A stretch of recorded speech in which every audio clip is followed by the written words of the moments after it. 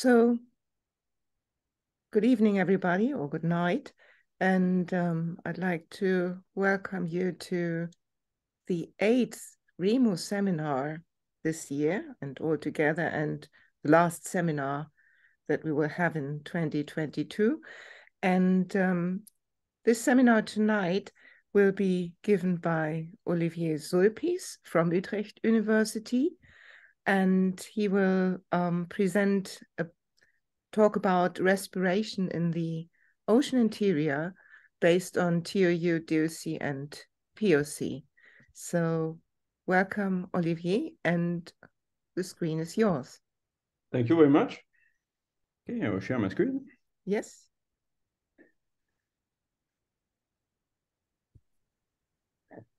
All right, do you see my first slide with a fish? Yes. Okay. Very nice. So hi, everybody. It's a pleasure to be here to present some results about the respiration in the ocean using dissolved oxygen, DOC, and POC data.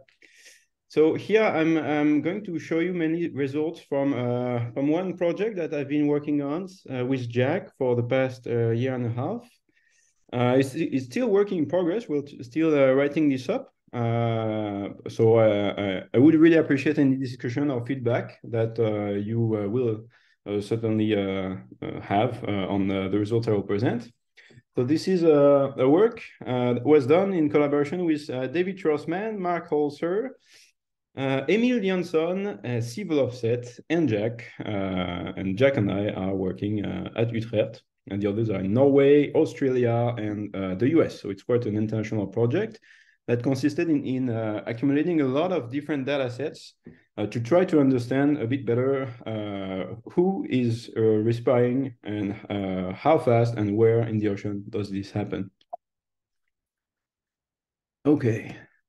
So this is essentially a summary of respiration. So we, or the fish, or the microbes that live in the dark ocean, all respire essentially like this. So we are using some oxygen, taking it away from our environment and replacing it with carbon dioxide. In the ocean, it's a bit more complicated like this because the sea life is not made out of pure carbohydrates. They're made of slightly more complex molecules. And as a result, this reaction becomes a little bit more complex. And to know how fast it goes, we have to use, kind of indirect proxies. So because of the complex composition of organic matter, the amount of oxygen that is being used for every carbon that is being respired is actually not one, like would suggest the first reaction. It's something that is more around 1.4.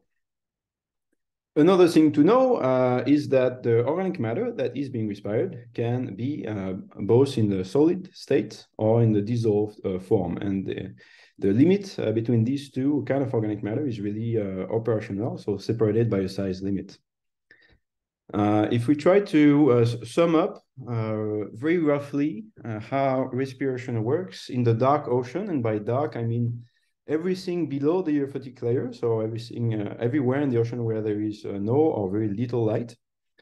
This is what we would have.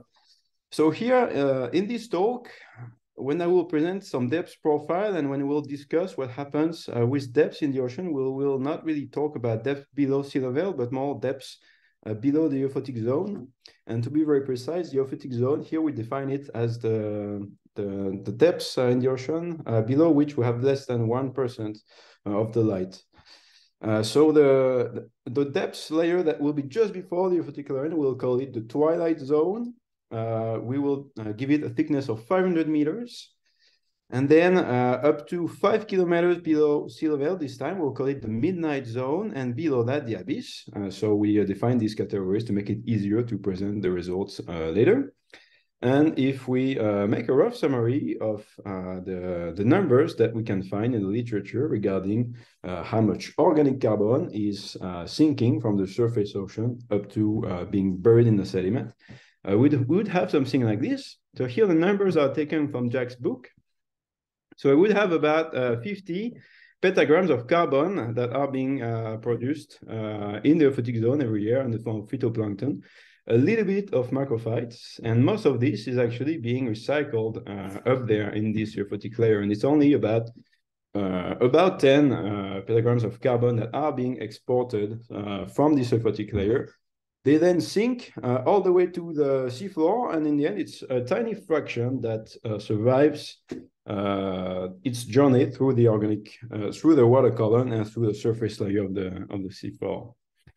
And here you have some rough percentages. So if we look at the literature, in general, we would see that most of this organic carbon would be respired in the water column, and something about 20% at the seafloor. There have been different approaches used in the literature to estimate the rate at which oxygen is being consumed. So here we will term this rate OUR. It stands for oxygen utilization rates. And in various studies that appear in the literature, it has been quantified by different methods. And here we see 3 different ways of looking at this. So you could, if you consider that the ocean is mixing by having some water masses that are sliding along isopycnals. So isopycnals are layers of uniform density in seawater.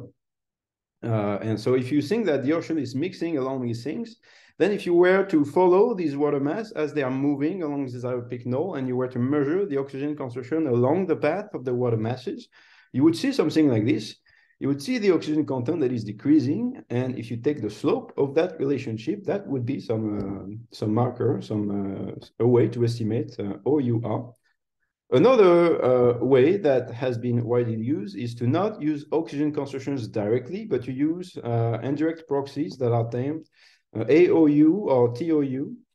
So I will define them in further details in a couple of slides, but AOU and TOU are, the first one stands for apparent oxygen utilization, the second one stands for total oxygen utilization.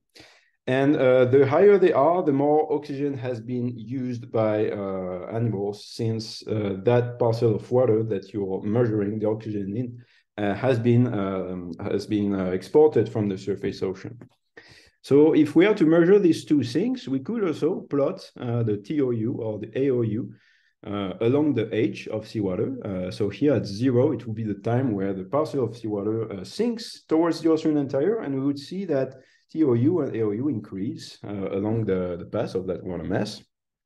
And finally, a last way that has been used is to just take a measure of AOU somewhere into the ocean and divide this by the age of that parcel of water. So something like a 1 point feet here. The problem when you do it the third way is that it's very sensitive to what you actually mean by TOU or AOU and how accurate that is.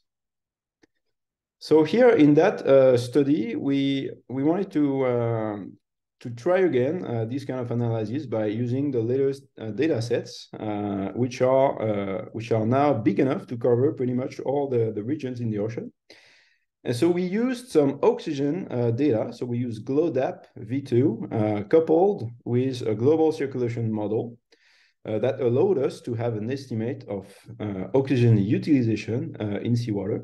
And that represents all the blue points that you see. So we have that in 10 different regions across the ocean. I will show you how we have defined those regions later.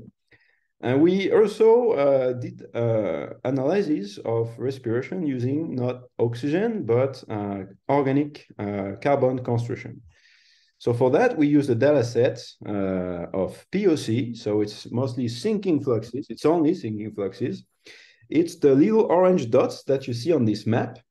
It comes from sediment traps, and it's from this paper by Mao et al. And for dissolved organic carbon, we used the recent data set that was made available by Hansel, and that is providing dissolved organic matter concentrations in all the yellow points that you see on this map. So there is a lot of data, and we need to combine all of that to see if we can refine the estimates that are published of respiration rates, and also if we can have some results in regions that were not really covered in the past, such as the Southern Ocean and the Indian Ocean. So here I'm showing you here the definition that we considered for apparent oxygen utilization and for true or total, actually, to be a better way, total oxygen utilization here. So AOU, it would be the difference between the oxygen concentration that you measure in a given parcel of seawater in the ocean and the oxygen concentration that it would have if it was at equilibrium with the air for a given temperature and salinity. The problem with this AOU definition is that it assumes that when seawater leaves the surface ocean, it's saturated with respect to the air, which is often not the case. And because of that, a new tracer can be used, which is the difference between the oxygen concentration that we measure and the actual oxygen concentration that was there in the parcel of seawater when it left the surface. And that is called the preformed oxygen. It's very hard to estimate accurately. So to try to do it, here we used GLODAP data of oxygen concentration at the surface ocean. So here you see something like in the top, I don't remember, maybe 10 meters or something like that. So you see the surface ocean concentration of oxygen. And we use a global circulation model or an ensemble of several models actually to propagate that oxygen inside of the ocean. And here you can see a transect of that preformed oxygen content with depth and with latitude. And by doing a difference between that preformed oxygen and the actual oxygen concentration that was measured, so within the GLODAP dataset, we came up with this TOU estimate.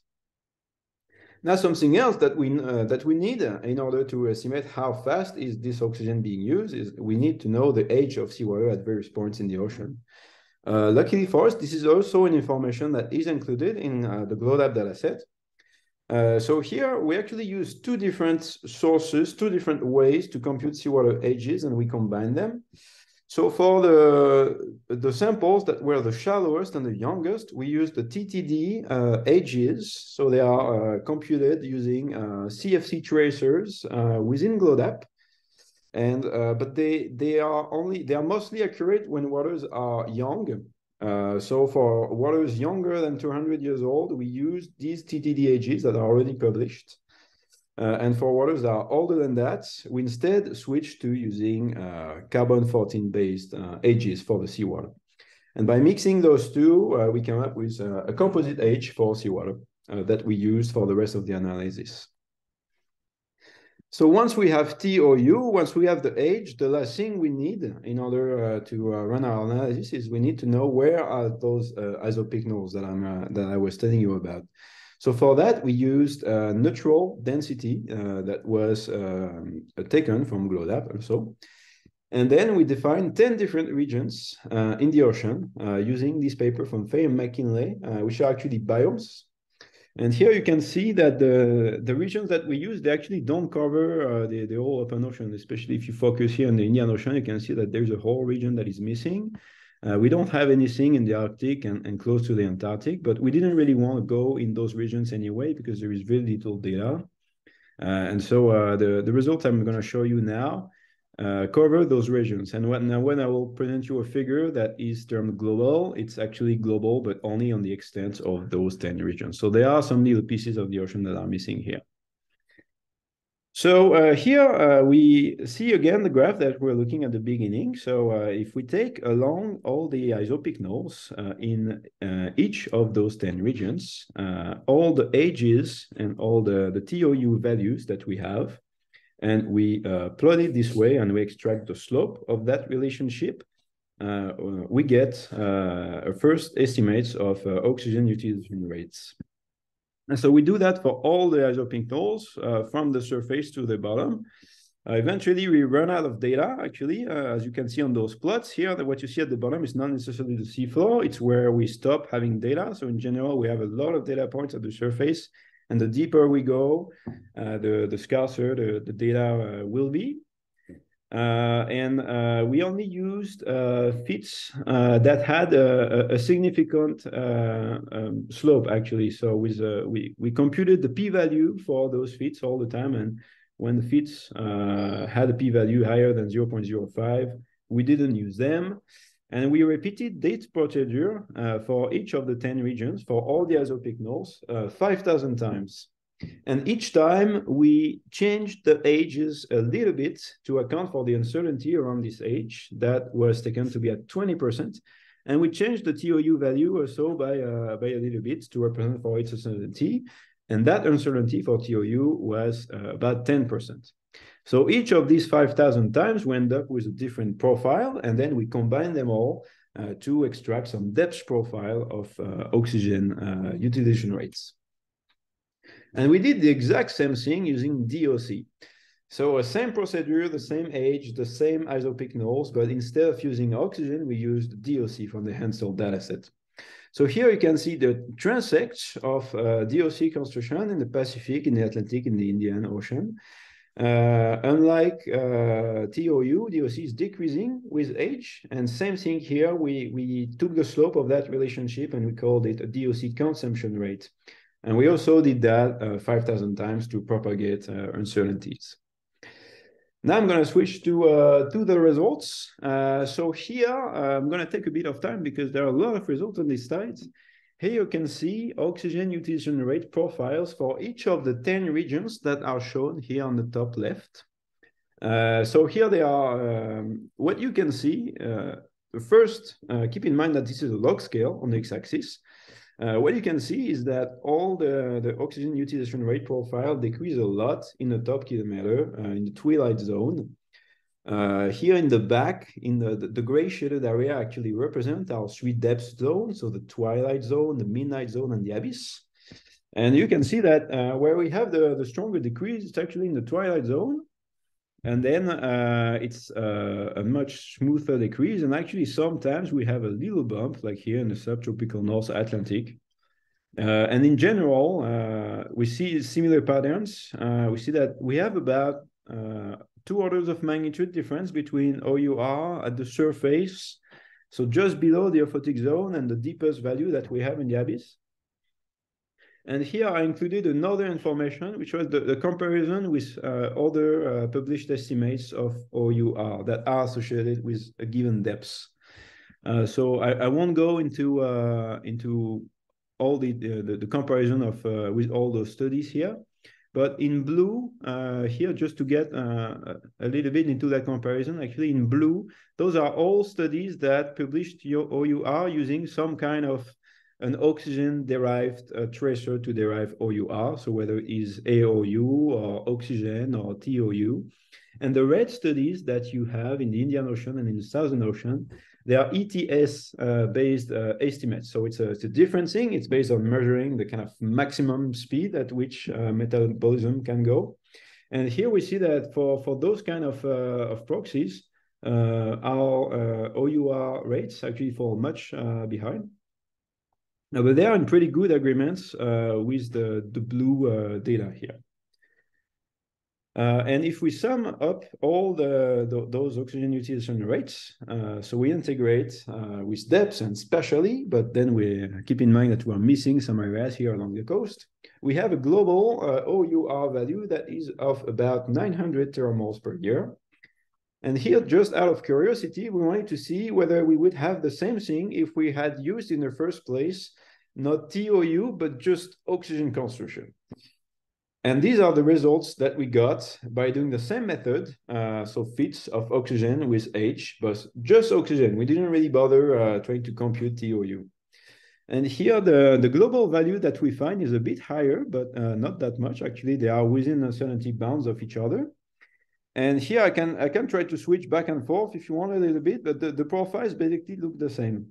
We also have this 2 order of magnitude drop, mostly occurring within the twilight zone. And we interpreted this as a result that in this case, with this methodology, it doesn't actually really matter whether we are using TOU or O2, or maybe I could have tried with AOU. The results seem to be pretty consistent regardless of the tracer of the proxy that we used. We also did depth profiles of POC sinking fluxes. So there is no analysis actually in the plots that I'm showing. I'm just showing plots straight out of the dataset. And what we did with those plots, since the units here, it's a flux, sinking flux, to get from this to an actual rate of consumption of that POC, I divided the POC flux below and above of each of the 3 depth zone, and then dividing this, doing the difference and dividing this by the thickness of these zones, came up with the rate at which this POC was used. And if we integrate all of the depths over all the regions, we have something like 511 teramoles of carbon that are being consumed. So if we put those two things together, we actually have some profiles that show, not very surprisingly, similar trends, strong decrease with depths. We actually tried to come up with power laws like this to see if the number here that are the exposant that are associated with the depths were consistent with the literature. Here I'm just showing you the global graph. We also did this for regions, and we noticed that in general, in regions with high productivity, so the equator, the high latitudes, the profiles was much smoother than those from regions like the subtropical gyres, where we had a steep decrease and then a more of a flat decrease. So here, the profile, what we see here comparing those two profiles is that the POC sinking flux is actually looked to decrease a bit more smoothly than the OUR. So it could be because of the bias that we have in sediment traps that is much stronger near the surface of the ocean, and it tends to underestimate the actual POC sinking fluxes, especially in this twilight zone here. And here we are looking at the results for DOC consumption rates. So again, it comes from the same methodology than what I showed you with the oxygen, but we're using DOC consumption instead of TOU or instead of oxygen concentration. So here we also have our 3 depth zone in the background to try to interpret that. We see that we have pretty much the entirety of the decrease occurring within the twilight zone. And then the profiles are more or less flat. And trying to put all of that together, we come up with this map. So here we are separating the water column into 3 zones again. So the top row shows you the oxygen utilization rates, POC consumption rates, or DOC consumption rates in the twilight zone. The middle row is in the midnight zone, and the bottom row is in the abyss. And every time here you have the same color bar. So for each of the top 3 graphs, so for the first row, you have the same bounds for the color axis. And in between each row, we are dividing everything by 10.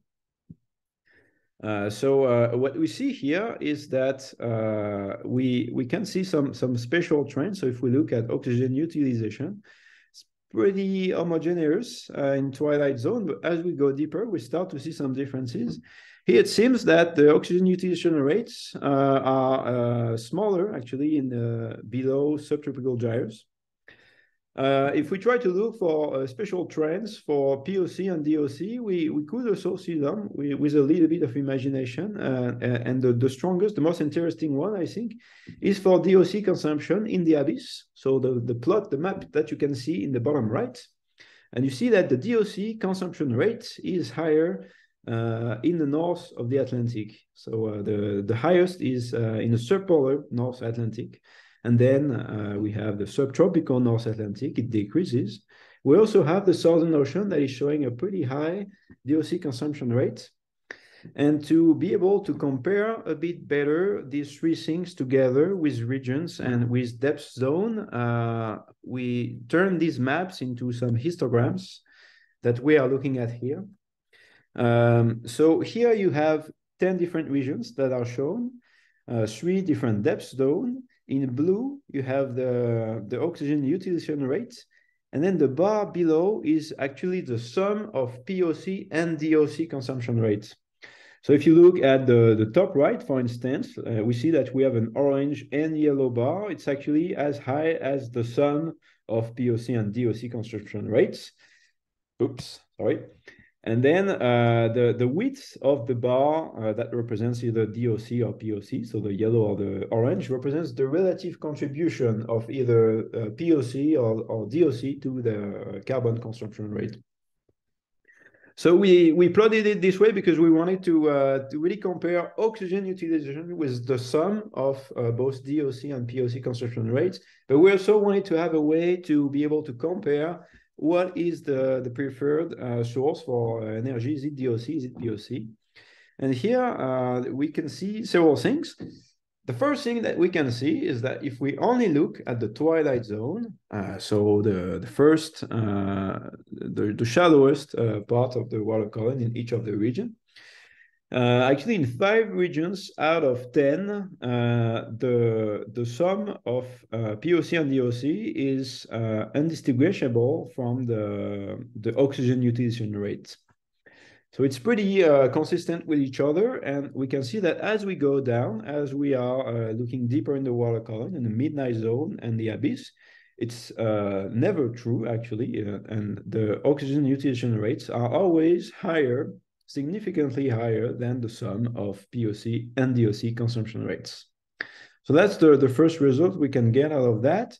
Something else that I think is interesting is that there are regions of the ocean where we see that DOC consumption rate is actually much higher than POC consumption rates.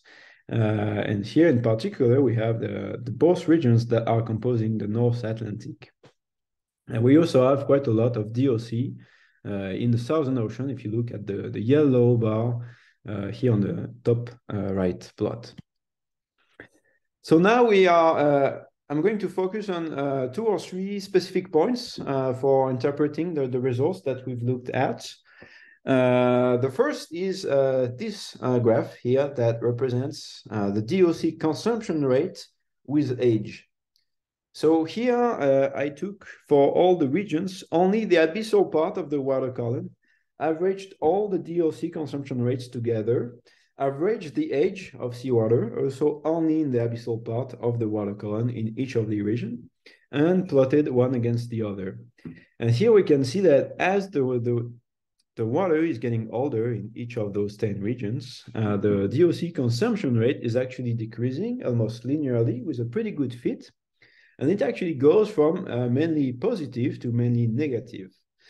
Because in our analysis, we actually have some negative DOC consumption rates. So they would be from parts of the ocean where DOC is mostly released, then consumed.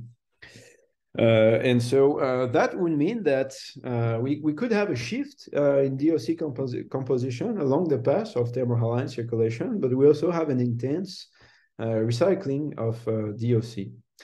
Something else that we could keep in mind when interpreting those results are the fact that DOC is released from sediments where concentrations are very high in the pore waters. So especially in basins, in regions where there's a lot of seafloor, we could have a lot of DOC actually coming in the water column, and that would be associated with pretty refractory materials. Yeah, so that's maybe something else that comes into play here, but yeah, this is a pretty interesting result out of this analysis. And the second discussion point is the place of seafloor processes of benthic respiration in oxygen utilization in the signal that we see in the water column. So before starting to discuss this, I just wanted to remind you of this ipsographic curve that is showing you that in the ocean, most of the seafloor is very deep. Most of the seafloor is actually below 3 kilometers of depth. And here, we have a spike here between 4 and 5 kilometers. So even if the deeper you go, the lower the fluxes of organic carbon is at the seafloor, because there is a lot more seafloor below 3 kilometers than above. What happens down there at abyssal depths ends up being quite important.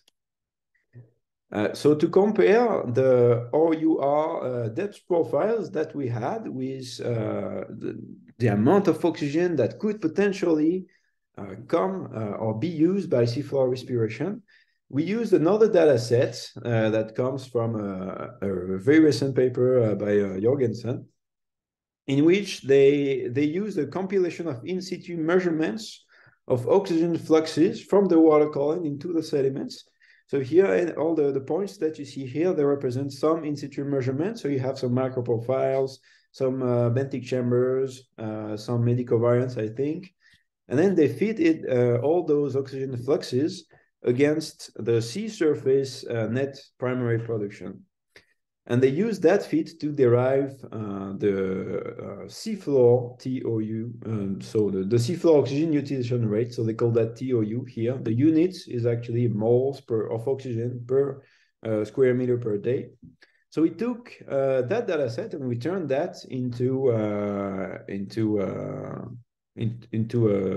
meter per year to be able to compare with the other data that we had. And then we integrated all of those fluxes horizontally to come up with the brown depth profiles that you can see here. So here we again have results with our 10 different regions. The blue lines, those are the OUR profiles, the total OUR that we looked at before using water column data.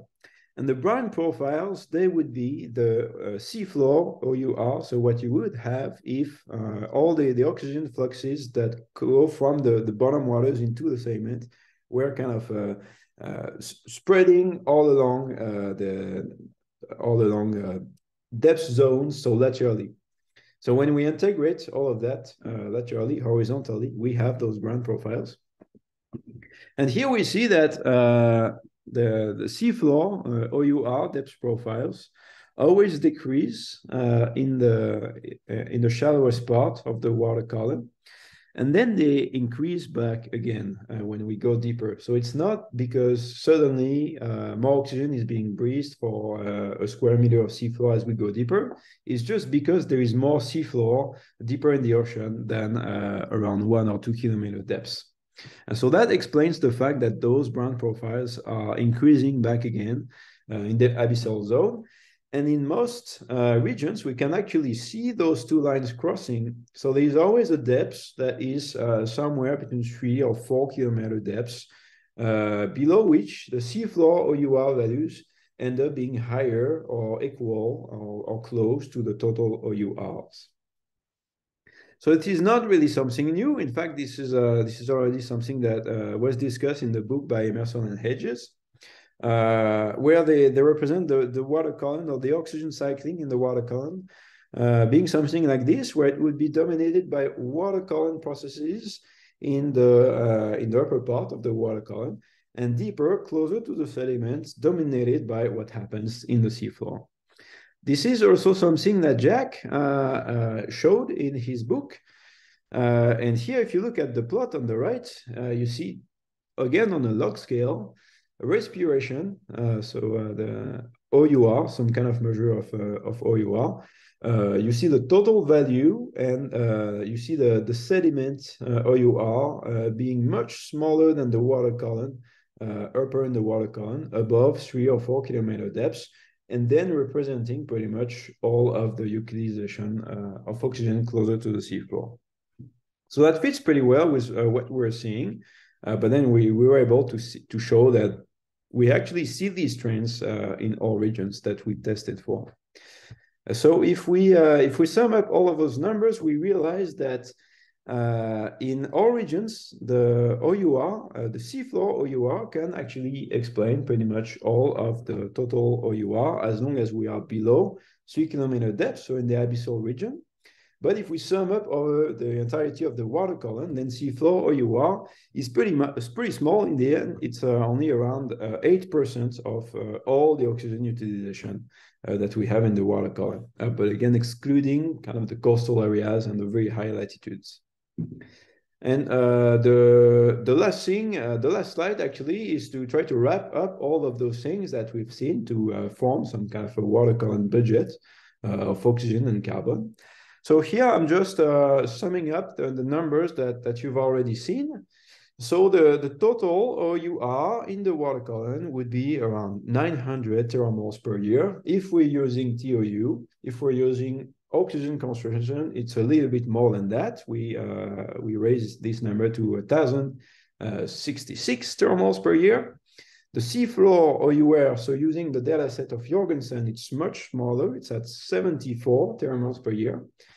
And if we subtract this value to the total OUR to have only the water column oxygen utilization, and we divide this to 1.3, which is the Redfield ratio, to get to turn this from teramoles of oxygen being used to teramoles of carbon being used, we have a number of 640 teramoles of carbon being used per year. And this is a bit more if we use instead the OUR that comes from pure oxygen concentrations. And the interesting thing here is that it compares pretty well with the numbers that we got for what I call POC consumption. So the POC consumption rate was here 511 teramoles per year, and the OC consumption rate that was of 216. And if we sum up those two, we arrive at 727 teramoles of carbon per year, which is somewhere in between those two values that I showed you. Okay, so that's all I wanted to show you today. If you have any question, I'll be happy to answer. And if you want to discuss further, I wrote down my email here. So thank you for your attention. Yeah, thank you very much, Olivier, for this, for putting the sediment into our perspective. I'll stop the recording now.